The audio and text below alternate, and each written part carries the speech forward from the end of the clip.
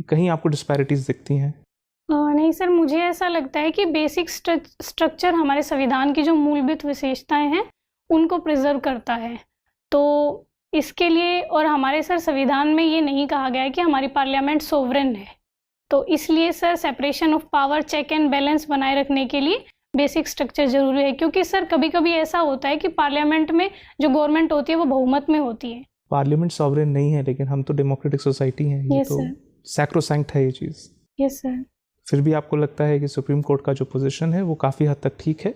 Sir मुझे ऐसा लगता है जो चेक और बैलेंस की विशेषता है वो बनी रहनी चाहिए। तो सुप्रीम कोर्ट के ऊपर खुद लागू क्यों नहीं होता चेक एंड बैलेंस? उनको कौन चेक एंड बैलेंस करेगा? हाँ, ये हो सकता है सर, जो अभी कॉलेजियम का सिस्टम है उसमें ट्रांसपेरेंसी की ज़रूरत है और कुछ सुधार की ज़रूरत है।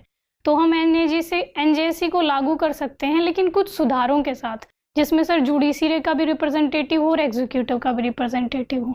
भारत एक प्रयास कर रहा है कि ऑफशोर रुपी की मार्केट डेवलप हो। ऑफशोर रुपी या इंटरनेशनलाइजेशन ऑफ रुपी क्या चीज़ हो? सर इसका मतलब ये है कि अभी हाल में डॉलर के मुकाबले में सर डॉलर फ्लक्चुएट होता है, तो भारत का रुपये है वो डिप्रेसिएट होता है। तो इस वजह से इंटरनलाइजेशन ऑफ रुपी का मतलब है कि भारत का जो ट्रेड है वो रुपी में हो। आपने हासमान प्रभाव के बारे में आप जानती हैं? इसको इंग्लिश में क्राउडिंग आउट बोलते हैं। Yes sir. क्या होता है क्राउडिंग आउट?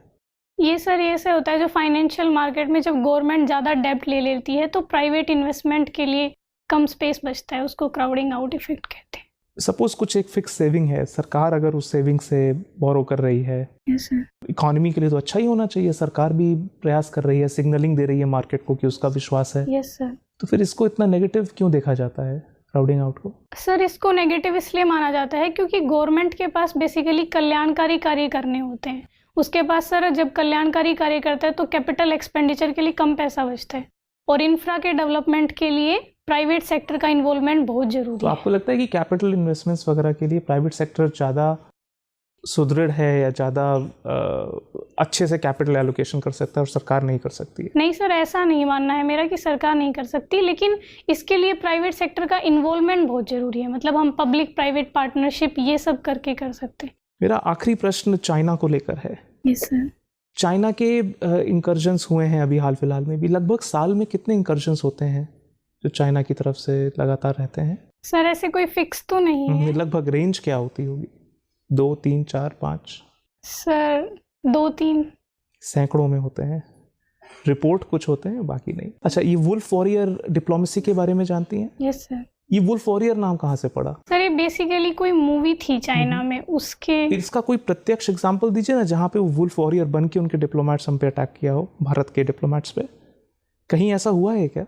सॉरी सर, मैं अभी तो रिकॉल नहीं कर। श्रीलंका में एक कन्फ्रंटेशन हुआ था इंडिया और चाइना का। Yes sir.